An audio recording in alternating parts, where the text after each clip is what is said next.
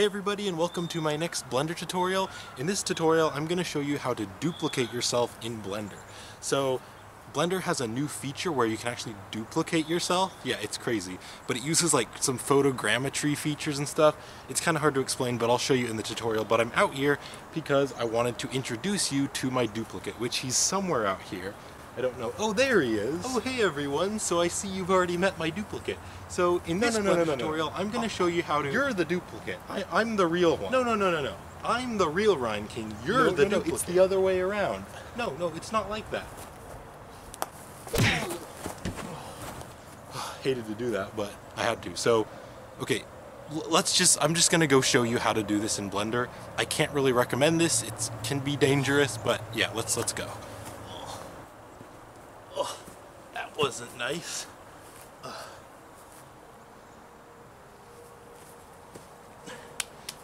Just wait till I get even with him. Hey everyone, this is Ryan King and welcome to this Blender tutorial where I'm going to show you how to clone yourself in Blender. And more specifically, I'm also going to show you how to interact with your clone. So in this shot, I actually punched my clone.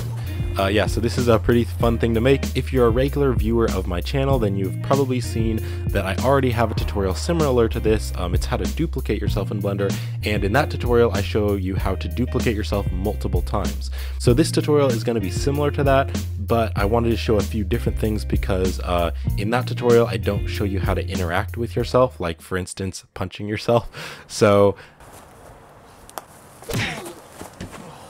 this tutorial is going to be a little bit different. I know I just recently made a tutorial on how to duplicate yourself, but I wanted to have another tutorial that's a little bit different just to show you how to clone yourself once. It's basically a split screen effect where you have one side be one video and then another side be another video, but I do show you how to interact, like here in the video I show you how to interact with yourself, so just like that. So I'm going to show you how to do that in this tutorial.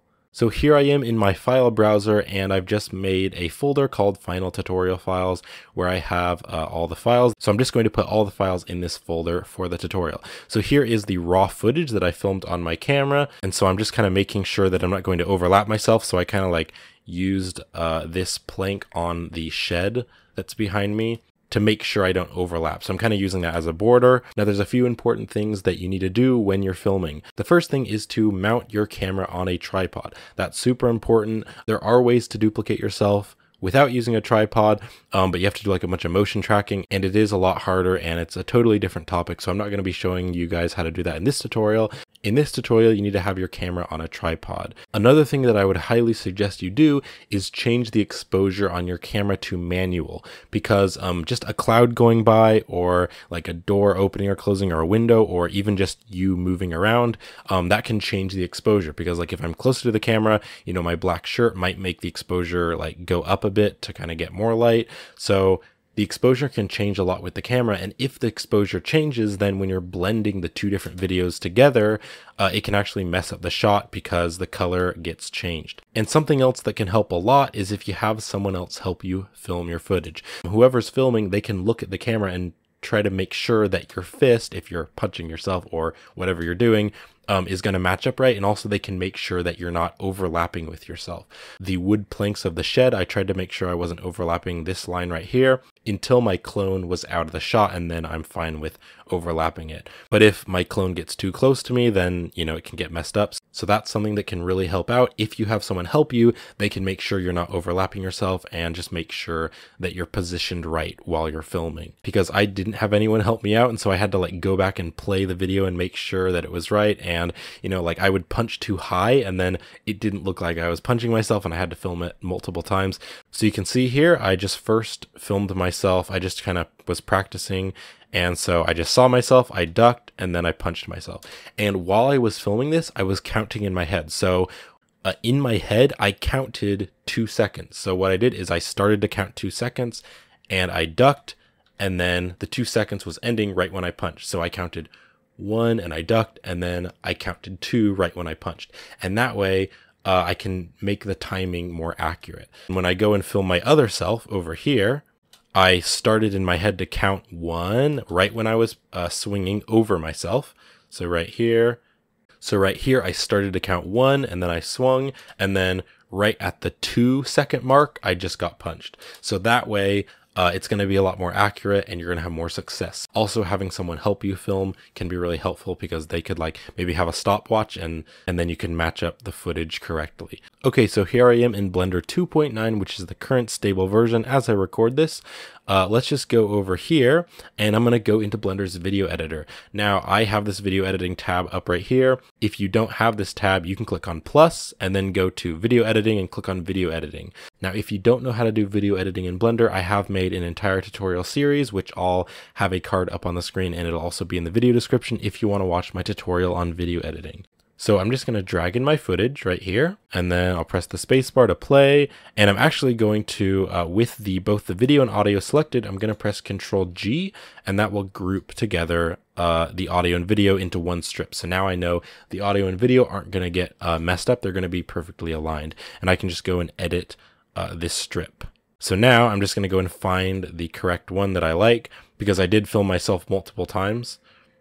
You can see I'm kind of practicing there. I'm trying to like make sure I punch the right height, because a lot of the times I would punch too high and then it looked like I wasn't punching myself. I'm pretty sure this is the good one. Yeah, okay, this is the good one. So I'm just going to cut it right there with K, and then I will go over and find the starting of it. And I start acting right here. So I'll click on this, just select it, and then press K to cut it. And then this, I don't need any of this. So I'll press X to delete it, or press the delete key. And now I'm going to go to the clone and just find the one that I like. Let's see, it wasn't that one. That's it. So this is the one that I like. So I'm just going to go as far as I can. And then I did it a few times just to try to get it right. So I'll just move over to like here, and then I'll press K to cut this, and then X to delete it. Let's save this file. So I'm going to go over here, go File, and Save As. And I'll just save this in the same folder as video, if I can spell it right, edit, video edit.blend, and save as image right there. Okay, let's keep on editing this. So, and here's the starting right where I come into the shot. So I'm going to find the spot where I'm out of the shot and then press K to cut this, and then X to delete this. So now I have two video strips. I have the first one, which is my real self, and then I have my clone, which is right here. And I'm actually going to move this up. So I'm going to select this and press G to move it above the other one, so they're overlapping each other, okay? And then I'll select both of these. So I'll shift and click on this one, press G and move it over to the start of the timeline. And just make sure that this is at the very starting, so frame 1. And now I can just play through this. And now I'm going to actually match them up to make sure that they're working properly. Now I know that they are going to work properly because I've done this tutorial a few times, but if you're filming your footage and you want to make sure it's actually going to work right or look good before you start masking, you can use this method just to make sure it's going to work right. So what I'm going to do is this top footage right here, I'm going to change the opacity down to like 0.5 so that it's less, it's more like see-through, you can kind of see through it. And then the blend value, change this to alpha over. And now you can actually see through the video. And so now you can actually see both of me. I'm kind of faded out. That's because it's fading in between both of the videos, but you can actually tell if it's going to work or not. So what I'm going to do to make sure this is actually going to work properly is I'm going to move along until myself, which punches my clone, is right when he's contacting, like right when he's contacting the face. So this bottom one, this is my real self, and the top video strip, that's my clone. So now that I've moved this blue line to where I actually contact my clone's face, then I will select this top one, press G, and move it along the timeline until I find the spot in the video where I get punched. I'm just going to move along. You can see it's almost there, and I get punched right about there. So I'll zoom in a bit and kind of make it more precise. And there we go. So now I've synced this up properly, and you can see it does look like I'm being punched, or I'm punching myself.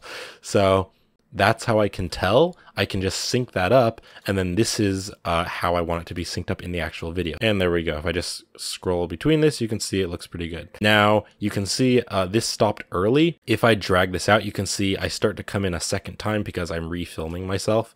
Just a few times. So what I'm going to do to fix this is just K and cut this just to delete it. And then I'll move over.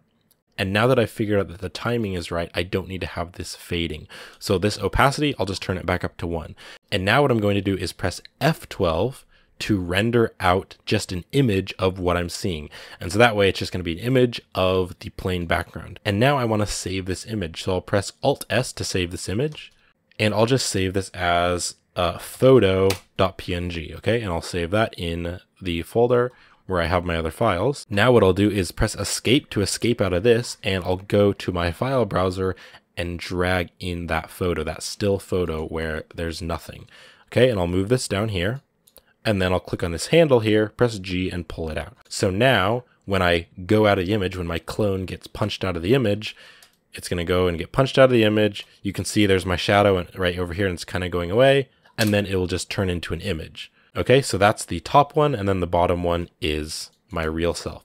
So now I want to set the end frame. So I'll move over here, and I'm going to move one frame. It's going to look like one frame before the end frame, and I'll press Control End, and Control End is a shortcut key for setting the end frame. You could also just find the end frame. You could see what frame it is. You can see I'm on frame 478, and then make the end frame 478 right down there.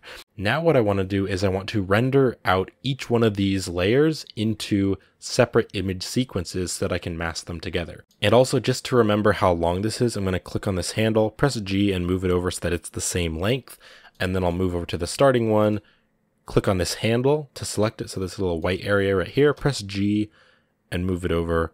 And that way it's the same length, so we don't have to worry about that getting messed up. And I've already synced it up with the punch, so I know it's going to be the correct timing. So what I'll do is I'll go down here, and I'm going to save an output for this image sequence. So I'll click on this file right here, and I'm going to locate to the folder where I have all my files. Now I'm going to click this plus folder here to make a new folder, and I'm going to call this 1. And then I'll do that again, so I'll click on the plus to make a new folder and call this one 2. So now we have 2 different folders. And the first one I'm going to put in 1. So I'll just go inside this, press accept with no name right here. And then on the file format, I'm just going to make it a JPEG so that the file size is going to be smaller. You could definitely use PNG, and I'll just make this JPEG quality 100. And now I can save this again by going File Save, and then I can press Control F12 to render out the animation. And it's going to render out, if I go over here to my file browser, it's going to render these out as an image sequence. So you can see it's rendering here as all the images, and there we go, so it finished. So now let's press Escape, and now we want to render the bottom one. So to do this, I'm going to click on this and press H to hide it, and then click on this and press H to hide it. So now you can see through them. You can't see the top one, you can only see the bottom one. Now what I'm going to do is click on this file icon again, and I'll go back up, and I'll go to the second folder that we made, and I'll go inside this folder and then click on Accept. So now we're going to render out this image sequence to the second folder, and we already have the file format set as JPEG, so I'll go Control F12, or you can go Render and Render Animation. And then if I go over here, I'll go back out to the second folder, and you can see now it's all rendering out into an image sequence. Okay, so it finished now, so now we can go and start doing our masking. So I'll just save this again by going File, Save, and then I'll just go File, New, and just open up a new general. Let's go over here to the Compositing tab, because we're mainly going to be using the Compositing tab. I'm going to click on Use Nodes to use the compositing nodes. I'll press N to close this panel right here because we don't need it. And then also this timeline here, I'm going to click and drag to make it smaller because it's a little too big. I don't really want it to be that big. And then we're not going to be rendering anything in the 3D side of Blender. So I'm just going to click on this and press X to delete it, or use the delete key. And now we need to add in the image sequences that we made. So I'll press Shift A, and I'll click on the search, and I'm going to search for image. So I'll add the image here, just drop it right here, and then I'll press Shift D to duplicate it so that we have 2 of them. And then before we forget, let's save this project. So I'm going to go File, Save As, and then locate to the folder where you have all your files, and I'm going to call this Masking, and then click on Save As. So now I need to open up the 2 image sequences that we rendered out. So I'll click on Open right here, and then I'm going to go to the first one, and then press A to select all the images and click on Open Image. Now you can see it adds it in as an image sequence. So right here it says the amount of frames. That's good because that's the correct amount of frames. And then the start frame is 1 because we want it to start at frame 1. Also, because the frames are 487, we want the end frame right here to be 487. So just make that 487, and now that's going to be the correct video length. Now, another thing that you need to make sure is that the frame rate and video resolution are the same. So real quick, I've hopped back into the video editing Blender file, and you can see the dimensions, or the resolution, is 1920 by 1080. That's what my camera films in. And then also the frame rate, when I threw in the footage, it set it to 59.94 frames per second, because that's what my camera filmed. So you need to make sure that this is the same as your video. And then if I just close this, I need to make sure that when I'm doing the masking, this is also the same. So this, the resolution is 1920 by 1080. And if I go down here to the frame rate, I need to set this to 59.94 frames per second. Now we need to add in the other image sequence. So I'll click on open right here, and I'm going to go into the second folder. I'll press A to select all the images and then click on open image right here. And then just make sure that it's using the correct amount of frames, and make sure the start frame is at 1 because we want it to start at frame 1. Now I'm going to be using a Blender add-on that's built into Blender. It's called the Node Wrangler. If you don't have it enabled, you can go to edit and go to preferences. And then on the add-ons right here, you can click on the search and start typing in Node Wrangler. And here you can see Node Wrangler, just enable it. And then you can close this preferences. So to use the Node Wrangler, I can hold down Control and Shift and then click on a node. And that way I can see what the node is. And if you can't see the backdrop here, it might be because you need to click on the backdrop.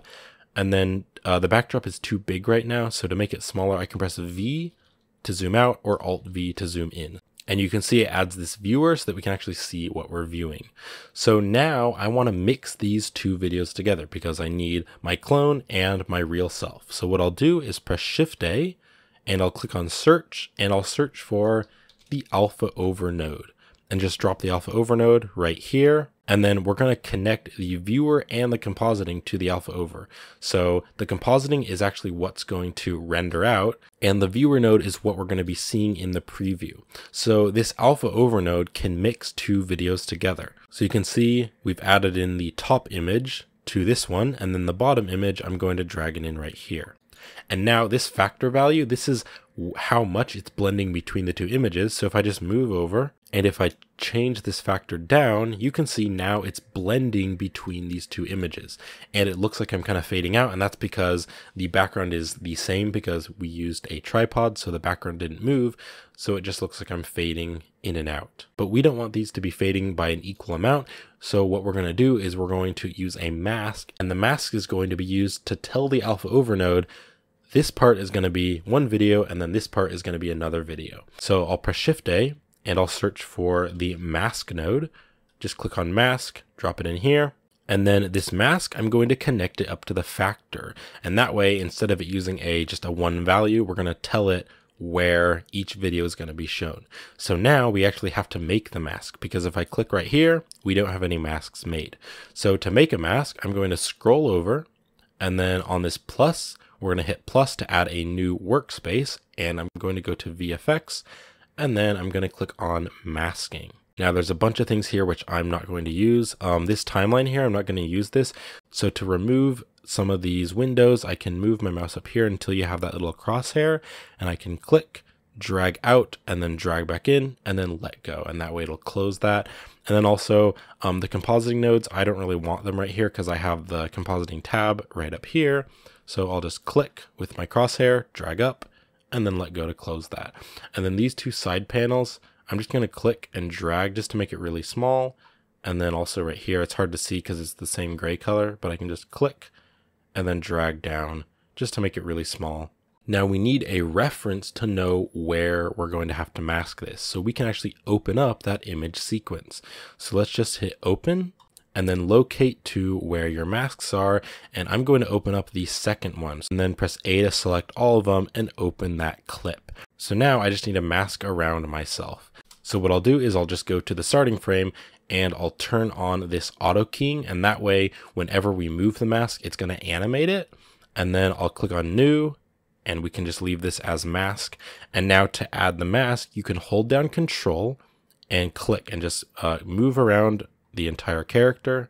Just go all the way around and then go back to the starting, and Blender's automatically going to fill this, so you don't need to worry about that. Now let's just move along the timeline and basically just make sure that I'm in the mask the entire time. So I'm actually going to scale this up because I want it to be a little bit bigger. it can be pretty big right here. The main thing is to make sure that my duplicate or my clone doesn't go through this mask, because then he'll start to fade away. So I can press A to select and deselect, and then S to scale the mask, and then G to grab the mask, and R to rotate the mask. And then if I want to just select a certain bit, I can press B to box select and just grab a certain bit of the mask and then move it around. I can also just click on each individual point and move it around manually. Also, if you're seeing these little tail handle kind of things, I don't really like these. You can definitely use them if you want, but I don't like them most of the time. So to get rid of them, you can press A to select the entire mask, and then you can press V and then click on vector, and that will remove those handles. So to see where we've added keyframes, you can see right down here where these little yellow lines are, that's where we've added mask keyframes. So now let's just go through and animate this mask. So I don't want the mask to be too close. So you can see right here, my hand starts to get really close to the mask. So I'll B to box select this area and pull it out a little bit to give myself some more room. And now where I duck, I need to make this way smaller. So I'll just press G and move it down. And why I have to do this is because the clone is trying to punch me. So their fist is going to swing right here. So I need to move this down. And then when I come back up, I can move it back up. Now, something that I want to make you aware of is that there is a shadow behind me, and that can look weird if the masking is going through the shadow. You can kind of notice it. So let's go back to compositing and just see how this is working so far. So if I click right here and add in the mask that we made, and then I need to move over a frame just to have it update, you can see here is the mask, but there's this shadow right here. And this can be a problem. I'll show you how I figured out how to make it look as not noticeable as possible. So what I'll do is press Shift A and I'll search for a blur node, and I'm going to add the blur node right in here. And if I Control Shift and click on the blur, you can see there is the actual mask that we've made, and I can actually blur out the edges of the mask, and that way the shadow isn't going to be as noticeable because there's a fade in between it. So if I Control Shift and click back on the alpha over, now you can see that fade is a lot harder to notice. But because this blur value is so big, it's starting to make the duplicate disappear a little bit. So I'll go back into masking and just give it a little bit more room. So I'll move back over here to the keyframe. You can see right down there, there's that little yellow area. That's where I added the last keyframe. And then I'll box select this and just move it over so that my clone has more room. But this shadow is going to be here for a while, especially when I'm punching myself. I know that there's a shadow right here, and it can look a little bit weird if your mask is just randomly moving around in this empty space. So what I'm going to do is from here where I come up until I'm done punching is I'm going to make this mask go along this line right here. And that way it'll be a little bit harder to notice the mask. So now as I come up, I'm going to move this up and I'm going to align this right with the board of the shed behind me. Now I'll keep on moving, and I'm not going to animate any of these right here, except I might need to move this down a little bit. So I'll just box select the other area, move it up, and then keep on going. And you can see it gets really small right here. And if I go back to compositing and I just move one frame over just to have it update, you can see it's starting to fade out because of that blur value. It's just barely starting to fade out a little bit. So what we need to do here is we need to actually animate this blur value. And we're going to have to do this later on because when I mask out my hand, I'm going to have to mask it out very precisely so that it looks like I'm actually punching myself. And so if we have this blur value up, it's going to blur out my hand because the mask is too close. So what I'll do is move back over here and just move this, maybe make this a little bit bigger, like over 100. And then I will press I to add a keyframe on both of these values. So now I'm actually animating the blur. And then I'll move over to where I was talking about right here, where it just starts to make my arm fade out, and I'll change this to very small. I can change it to maybe like 6 or something, and then I'll press I and I just to make sure it adds keyframes to the blur value. So now let's go back into masking, and now I need to add some keyframes. So I'll move this out, and remember I'm not going to move these right here because there is a shadow right here that you can see, and when we blur that it can look kind of weird. And this right here, this is where I really need to be precise because eventually I'm going to actually punch myself, and my fit is going to be overlapping with my clone. So I just need to hold down Control, and I can actually click to add some new points here. So I can just add new ones in, and it'll just animate those. And right now I don't need to be super precise, because if I hit F12 to render, you can see I'm not quite overlapping my clone yet, so I'll press Escape. But pretty soon we're going to need to get really precise because my hand is going to overlap. So if I press F12 again, you can see there's still a little bit of space, so I can keep going, but it's going to get pretty close really soon. And this is the frame. You can see that's close enough. I'm going to have to really start to be super precise now. So I can just add more points. Don't add a ton of points, but you can add more. I'm holding down Control and then clicking to add those new points.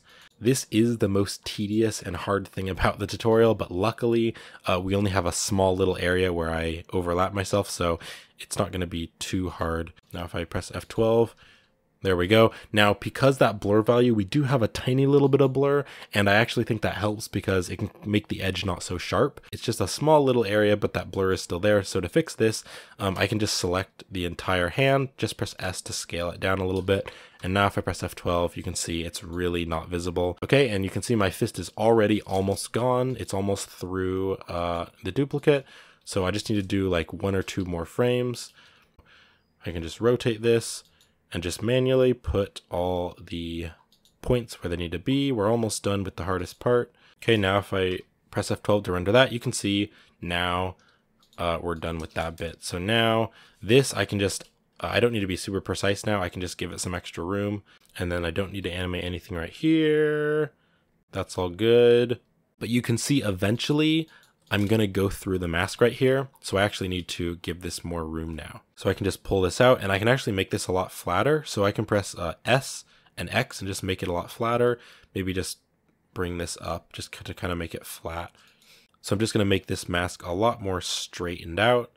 And then I can select all these, press S, X, and then just scale them down so they're a lot more flatter. Now you can see if I render that with F12, you can start to see the shadow, and because this mask starts to move away, you can see right here it starts to move away. You're probably going to notice that. It really depends on your footage, but for my footage, you're going to actually notice that the shadow's kind of moving. So one way I'm going to try to make this less visible is, now that I'm done with the punch, I can actually make the blur value a lot bigger. So if I go back to the compositor, this blur value, it's way down at 6. But once I'm past the punch, I can press I and I to add more keyframes. And then after this, I can just blow up that blur and just make it a lot bigger. So I'll just change this back to like 100 and press I and I just to make sure it's added those keyframes. And actually, I can probably make it even bigger than 100. I'm going to make it like 150. Okay, there we go. I'll Control Shift and click back on the alpha over.